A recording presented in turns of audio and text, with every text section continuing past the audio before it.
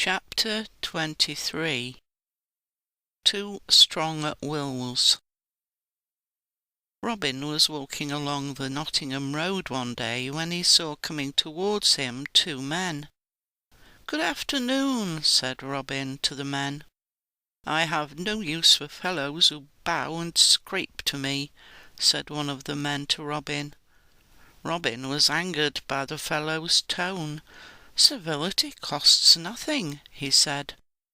The man looked at Robin as to inquire what sort of man he was that should dare answer him back. "Any more insolence from you," said the man, "and I shall knock your head off." "You are welcome to try," said Robin. He was not afraid of these two men.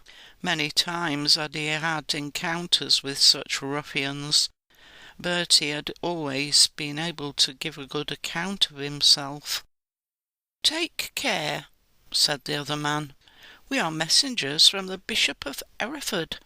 We are on our way to Nottingham to deliver a message to the sheriff. We do not intend to be hindered by such as you." "But you are hindered, you see," replied Robin with a smile, "and what is more, you are going to spend the night with me." The two men laughed. Just then little John came up and asked Robin if he was having trouble. Robin told him that the two men were to spend the night with them, and little John wasted no time in tackling one of the men. Robin went for the other. With their superior strength and training, the outlaws were soon escorting the two men back to camp. An idea was building itself up in Robin's mind. Before they had reached the camp, he made plans for a new adventure.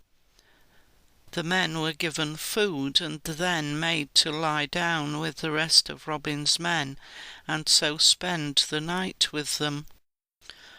Early next morning Robin called Will Scarlet and Will Gamwell. "How would you like to carry out a dangerous piece of work for me?" asked Robin. The two Wills were keen at once. "What do you want us to do, Robin?" asked Will Gamwell. "I have read the letter that those two messengers were taking to the Sheriff of Nottingham. In it the Bishop of Hereford is asking for a loan of £200. He says that it is urgent and very important. Do you think that you two could impersonate two messengers and go to the sheriff with this letter? It would be such fun to disappoint the bishop and at the same time to score one against the Sheriff of Nottingham." The eyes of the two Wills glistened. They changed clothes with the two messengers and with the letter set out for the sheriff's castle. They arrived at Nottingham in the early afternoon and went straight to the sheriff. He read the letter in silence. £200 is a lot of money," he said. "If I scraped together all the money I have with me, I doubt whether it would total that amount." "Then we had better take as much money as you can gather," said Will Scarlet. "The bishop will be very angry if we go back with nothing." The sheriff at length agreed to gather as much money as he could, and collected together £150. He gave this money to the two men. "Be very careful," he told them. "There are men in Sherwood Forest who would not hesitate to rob you of all your money if they caught you, and they are led by Robin Hood, the outlaw." "We have heard of him," said Will Gamwell. "We have no fear of being caught and robbed." They thanked the sheriff and walked out of his room. On reaching the gate, they came face to face with the Bishop of Hereford. The bishop had come to the sheriff personally because he was so much in need of the money that after his messengers had set out, he thought a personal visit would make more certain of the needed loan. The two Wills did not wait. They took to their heels and ran out of the gate, but they had not gone far before the sheriff learned from the bishop's own lips that the two men were impostors. At once the sheriff with his men set out to catch the two fugitives. "We shall never be able to get back to the forest," said Will Scarlet.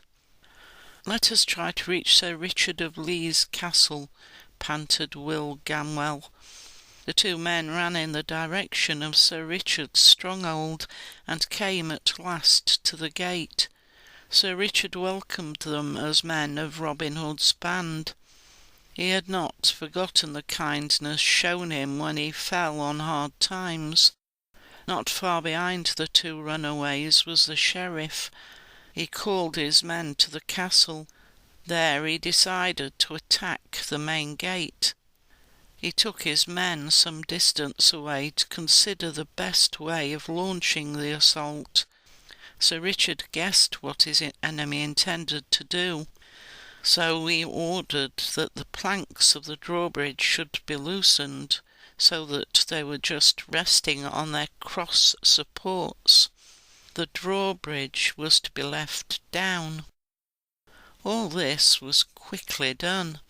A few minutes later, a great force of the sheriff's men charged towards the drawbridge.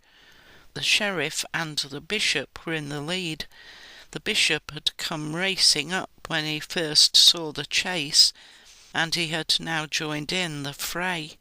They saw that the drawbridge had been left down, and thought that someone had blundered, for it was natural that it should be pulled up at the first sign of attack. The sheriff and the bishop raced across the bridge, followed closely by the first of the force. From inside the castle, Sir Richard's men began to raise the drawbridge. As the great structure rose upwards, the loosened boards began to slip. Very soon, as the angle of the bridge became steeper, the boards, with nothing to hold them, began to slide right off the bridge. With a great splash, they slid into the moat below. The mass of men on the drawbridge went down with them. The sheriff and the bishop, who had reached the end of the drawbridge, were able to cling to the great iron gate, and thus save themselves from falling into the water. They looked rather like monkeys hanging onto the gate. Will Scarlet, inside the castle, had made a great bucket of paste. Together he and Will Gamwell carried it to the room above the drawbridge, and watched what was going on through the holes that were always bored in the floors of these chambers. When they saw what had happened to the sheriff and the bishop, they poured the great bucket of sticky paste through the holes in the floor, right onto the heads of the two struggling men below. The proud bishop and the haughty sheriff were smothered in the wet, sticky mass, which forced them to loosen their hold on the gate and slide down into the water. Those inside the castle roared with laughter. All thoughts of money were forgotten for the moment by the sheriff and the bishop. Their one concern was to reach dry land.